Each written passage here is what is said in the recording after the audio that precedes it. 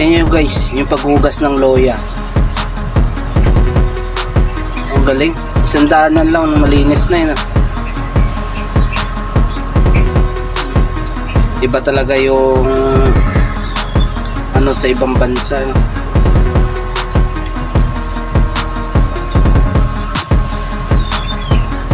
Mga high-tech na.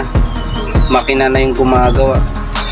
Kaya sa bandang huli guys, yung gagawa na halos makina na lahat. Mga high-tech na yung ano natin.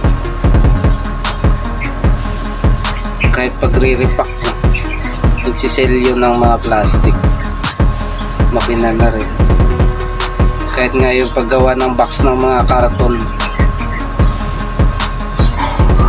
galing.